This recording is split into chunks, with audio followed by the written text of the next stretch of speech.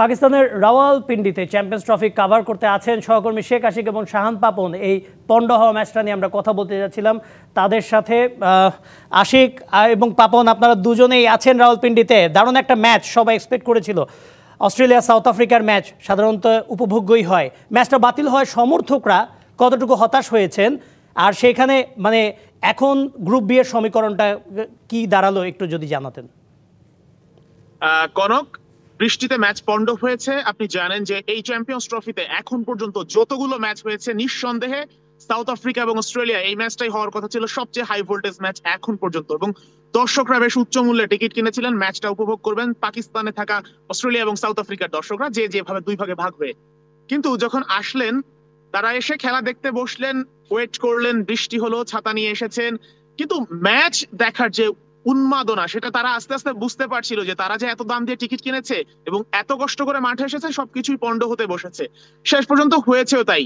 এসেছিল খেলা দেখতে, যেতে হচ্ছে, খেলা তো দেখাই হয়নি, উচ্চ মূল্যের টিকিট, তার উপর আবার ভেজা কাপড় নিয়ে দর্শকদের বাসায় ফিরতে হয়েছে। এজন্য বেশ হতাশা প্রকাশ করেছে, এবং দর্শকরা বলছিল যে তারা আসলে তাদের যে আসলে কপালটাই খারাপ যারা আজকের ম্যাচটা দেখতে চেয়েছিলেন। অস্ট্রেলিয়া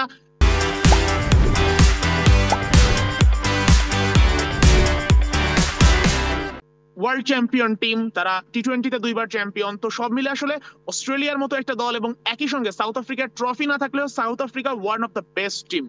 তো এই দুইটা দল যখন একসাথে মাঠে নামে তখন সেই উন্মাদনাটা আরো অনেক বেশি হয়ে যায়। আর পাকিস্তানিরা এমনিতেই ক্রিকেট প্রেমী, প্রচন্ড ক্রিকেট পছন্দ করে তারা। তো সেই সবকিছু আমেজ নিয়ে যখন মাঠে আসলে ফিরে যাচ্ছিল, তারা শুধুই একটা কথা, উই আর ফ্রাস্ট্রেটেড, তো উই আর হোপলেস। সেটাই বলতে চাচ্ছিলাম। আসলে আমরা যেটা দেখেছি, আসলে পাকিস্তানের সমর্থকদের মধ্যে হতাশা ভর করেছিল যখন তারা আসলে শুনতে পেলো যে ম্যাচ আর হবে না। যাই হোক, গ্রুপ বি তে যে সমীকরণটা এখন দাঁড়িয়েছে সেটা আসলে এখনো পর্যন্ত মানে প্রত্যেকটা দলের জন্যই মাস্ট উইন ম্যাচ, অর্থাৎ সেই মাস্ট উইন ম্যাচে তাদেরকে জিততেই হবে।